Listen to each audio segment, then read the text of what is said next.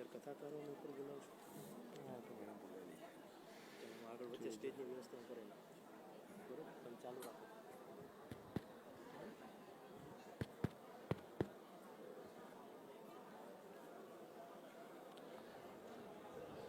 બોલો પરશુરામ ભગવાન કી, પરશુરામ ભગવાન કી, પરશુરામ ભગવાન કી.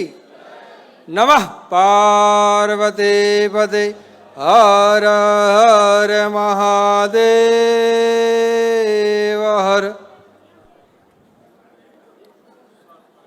શ્રી સમસ્ત ગુજરાત બ્રહ્મ સમાજ રાજ્ય કક્ષા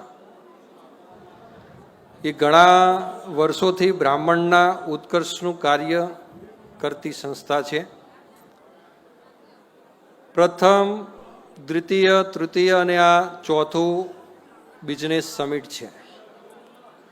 અત્યાર સુધી બ્રાહ્મણોની ઓળખાણ એ માત્ર આપણે કર્મકાંડ અને કથાથી જ થતી હતી, પરંતુ હવે સમાજની અંદર પણ એક બ્રાહ્મણોની આગવી ઓળખાણ છે. અહીંયા તમે જેટલા પણ સ્ટોલ જોઈ રહ્યા છો એ બધા આપણા ભૂદેવોના છે.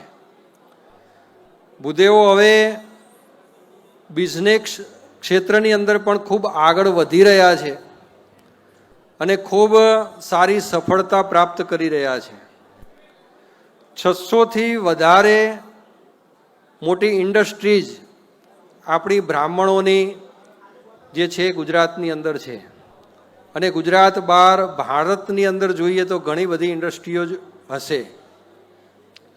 અને આ બધો 600 ઇન્ડસ્ટ્રીઝ હોય, ભાગવત કથાકાર, જ્યોતિષી, કર્મકાંડનું કામ કરતા ભૂદેવો, તેમજ કલા ક્ષેત્રે જે ભૂદેવો જોડાયેલા છે તે, અને વિવિધ વિશિષ્ટ જે પ્રસિદ્ધિની અંદર જે બ્રાહ્મણો છે એ બધાનો એક સમૂહ એકત્રિત થાય એના માટે માનનીય મુખ્ય કન્વીનર શ્રી યજ્ઞેશભાઈ દવે, સંસ્થાના પ્રમુખ શ્રી ભરતભાઈ રાવલ, સંસ્થાના મહામંત્રી શ્રી અશ્વિનભાઈ ત્રિવેદી, મહામંત્રી શ્રી ગિરીશભાઈ ત્રિવેદી, તેમજ સંસ્થાના ખજાનચી શ્રી રાજુભાઈ ઠાકર અને સંસ્થાના બીજા ઘણા બધા એવા પદાધિકારીઓ છે.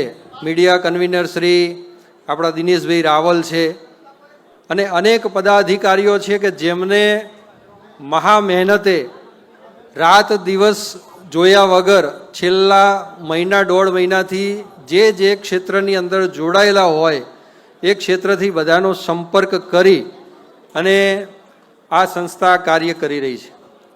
તો હા આવીએ.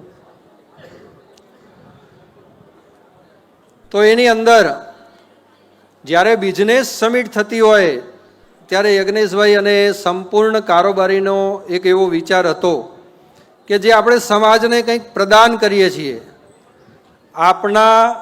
આપણા મુખથી સમાજનું જે કલ્યાણ થઈ રહ્યું છે તે તમામ કથાકારો, જ્યોતિષ આચાર્યો અને વેદ આચાર્યો કે જે યજ્ઞ કર્મ કરી અને ખૂબ આગળ વધી રહ્યા છે, તો એ બધાનું જે છે એ વ્યવસ્થિત રીતે સ્વાગત થાય અને એમનું સ્વાગત અને સન્માન કરી શ્રી સમસ્ત ગુજરાત બ્રહ્મ સમાજ રાજ્ય કક્ષા ધન્યતાનો અનુભવ કરે કે ભાઈ અમારા સમાજના આટલા વિદ્વાન વ્યક્તિઓ છે કે જેમનું સન્માન કરવાનું ગૌરવ એક અનેરું હોય.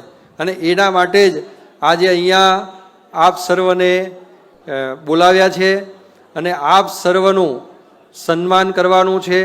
એ પણ આપણા જે સંત મહાત્માઓ છે કે જગત જનગુરુ બ્રાહ્મણ, જેટલા પણ જન એટલે કે માણસ છે એ માણસના ગુરુ બ્રાહ્મણ અને બ્રાહ્મણ ગુરુ સંન્યાસી.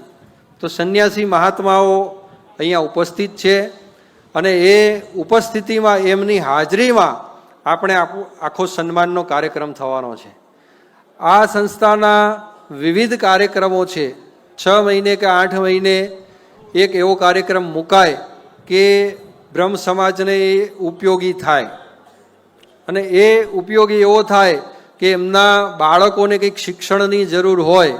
સમજો કે આપણે કર્મકાંડ કરીએ છીએ, આપણે વેદનું કાર્ય કરીએ છીએ, જ્યોતિષનું કાર્ય કરીએ છીએ, કથાનું કાર્ય કરીએ છીએ, પણ સરકાર તરફથી ક્યાં ક્યાં કેવા કેવા લાભો આપણને પ્રાપ્ત થાય એની માહિતી આપણને હોતી નથી.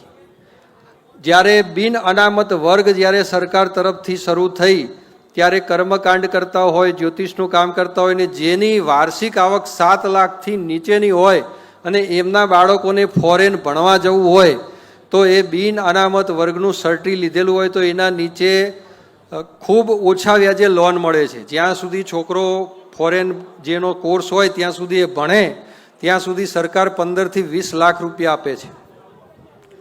અને એ પૈસા જે આપે એમાં એમને તાત્કાલિક કશું જ ભરવાનું નથી, પણ જ્યારે એનો વિદ્યાભ્યાસ પૂર્ણ થાય ત્યારે માત્ર 4% એટલે કે ₹1,400 વ્યાજ વાર્ષિક આવે, અને એવી સહાય જે છે સરકાર તરફથી મળે છે. તો આજે એવી માહિતી પણ અહીંયા જેટલા પણ કથાકાર મિત્રો છે, જ્યોતિષ મિત્રો છે, એ બધાને મળે, અને એના દ્વારા જ્યાં પોતાના કુટુંબ પરિવારમાં પણ હોશિયાર યુવક હોય કે ભાઈ આ બાળક હોશિયાર છે ને ભણીને આગળ આવે એવો છે અને એના માટે સરકારની સહાય લેવી હોય તો લઈ શકે. જે લોકો સારું એવું ભણતર ભણેલા છે અને એમને કંઈક પોતાનો બિઝનેસ કરવો છે,